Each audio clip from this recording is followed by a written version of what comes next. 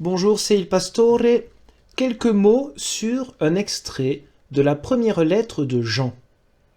Précisément le chapitre 3, versets 18 à 24. Nous écoutons d'abord le texte. J'ai choisi la traduction dite de la Colombe, mais évidemment chez vous, vous pouvez regarder n'importe quelle autre traduction, car elles sont toutes utiles.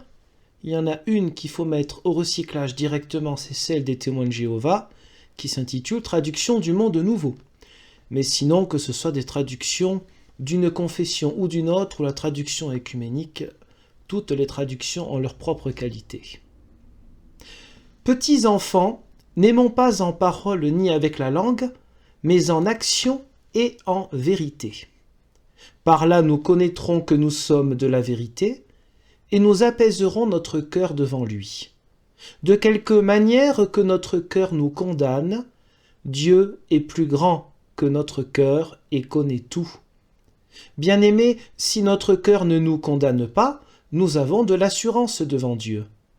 Quoi que ce soit que nous demandions, nous le recevons de lui, parce que nous gardons ses commandements et que nous faisons ce qui lui est agréable.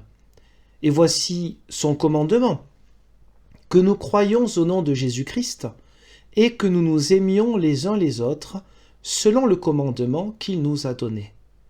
Celui qui garde ses commandements demeure en Dieu et Dieu en lui.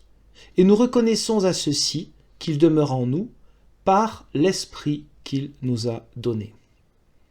Donc quelques mots, nous sommes dans la première lettre de Jean, et le fait d'appeler directement, d'exhorter directement les chrétiens de son époque en utilisant ce langage petits enfants, ce n'est pas pour les infantiliser, c'est un peu comme s'il était un père spirituel, c'est un vieil homme, un vieux, puisque pour moi vieux c'est toujours pas un gros mot, c'est un vieux qui s'adresse à des gens plus jeunes que lui, et donc de manière affectueuse, avec tendresse, il leur parle, là de manière directe. Petits enfants, n'aimons pas en parole ni avec la langue, mais en action et en vérité. Les passages qui précédaient dans ce chapitre 3, les derniers versets qui précédaient, évoquaient la question d'aider les frères dans le besoin. Question de logique et de cohérence, un chrétien, s'il est vraiment chrétien, il aide ses frères et sœurs dans le besoin. C'est quelque chose de logique, mais ça n'arrive pas tout le temps, malgré tout, donc il faut le rappeler. Les faits, les actions sont fondamentaux. Il faut passer à l'action. Si vous vous dites chrétien, eh bien assurez. Pratiquez votre foi.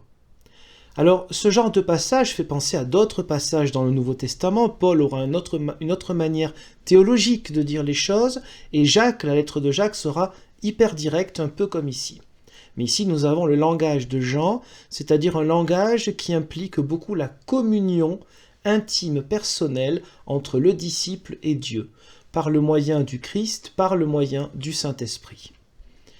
Donc nous avons une exhortation ici qui reprend le manque de cohérence des chrétiens auxquels Jean s'adresse, et auxquels peut-être il s'adresserait aujourd'hui. Par là, verset 19, « Nous connaîtrons que nous sommes de la vérité et nous apaiserons notre cœur devant lui. » Alors, quand Jean parle de la vérité, ce n'est pas une vérité de concept de la philosophie, c'est être véritable, être authentique. La vérité, c'est une autre manière aussi de parler du Christ. Appartenir à Christ, appartenir à la vérité, et non pas posséder une vérité qui expliquerait le monde entier. De quelque manière que notre cœur nous condamne, Dieu est plus grand que notre cœur et connaît tout. Alors, il s'adresse à des chrétiens qui parfois ont des soucis de conscience, justement parce qu'ils voient bien qu'ils n'ont pas assuré, et on ne peut pas passer sa vie à assurer sur le plan de la foi, mise en pratique, sans quoi cette foi serait morte, comme dirait l'apôtre Jacques, ou la lettre de Jacques plus précisément. Donc il y a des moments où notre conscience n'est pas tranquille. Notre cœur nous condamne, on pourrait penser à notre conscience nous condamne. On a besoin d'être apaisé. Parce qu'il y a toutes sortes de faiblesses, de manquements, parfois de manque aussi d'espérance en la grâce de Dieu. Mais le plus important n'est pas ce qu'il y a en nous, mais la puissance de l'amour de Dieu. Dieu est plus grand que notre cœur et connaît tout. Et connaît tout, non pas un Dieu calculateur froid qui a la connaissance informatique de tout. Connaître, c'est être en lien intime avec la personne. Il nous connaît intimement, il est tellement proche de nous qu'il sait ce qu'il y a en nous. Et ce qu'il y a en nous n'est pas un blocage pour lui. Bien-aimés, si notre cœur ne nous condamne pas, nous avons de l'assurance devant Dieu. Alors ici, nous pourrions traduire l'assurance devant Dieu de la confiance. Le mot qu'on traduit par assurance revient 5 fois dans cette lettre de Jean, qui contient 5 chapitres, un texte court. Voyez l'importance de la confiance en Dieu. Une traduction italienne donnerait ceci, en français, « Nous pouvons nous tenir la tête haute face à Dieu ». Donc voyez cette assurance, le mot que l'on traduit en français par assurance, c'est vraiment être debout, être de nouveau, ressuscité, c'est être debout, être en dignité face à Dieu, bien que nous n'ayons pas été au top du top de la pratique de la foi. Mais heureusement que Dieu nous redonne cette dignité, sinon ce ne serait pas possible. Alors le fondement de notre vie ne doit pas être notre conscience, même si notre conscience est importante pour faire le discernement, pour savoir ce qu'il y a en nous, mais c'est Jésus-Christ qui nous permet d'avoir à nouveau confiance en nous.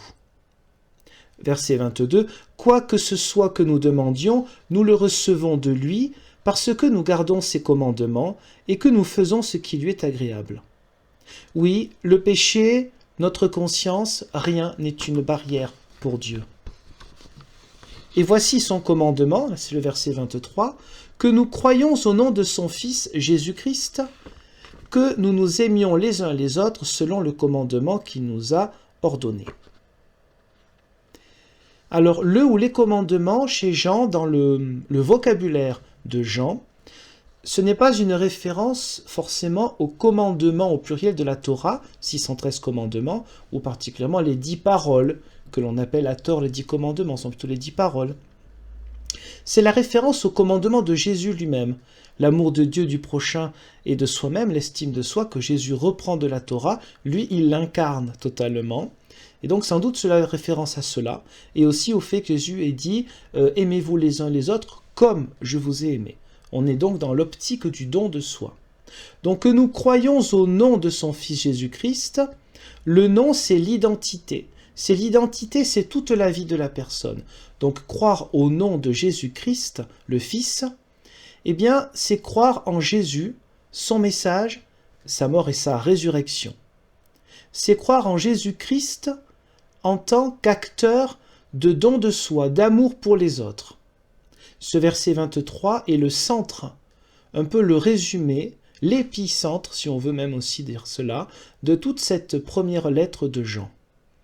Il s'agit du message central, porté par les apôtres et pour toute l'humanité de tous les temps.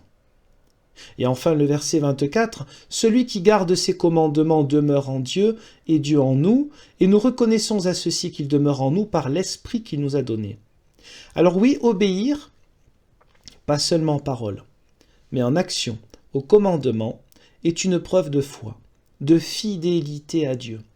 Ainsi, la pratique du commandement d'amour des autres, le don de soi, parce que le verbe qui est utilisé ici pour l'amour des autres, c'est le don de soi total, sans regarder aux défauts des autres, eh bien cela atteste que Dieu a fait sa demeure dans notre cœur et dans notre vie. Ça aussi c'est un langage assez particulier à Jean, que ce soit l'évangile ou les lettres, Dieu a fait sa demeure en nous.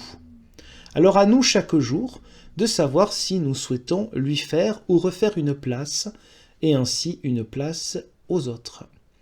Je vous remercie.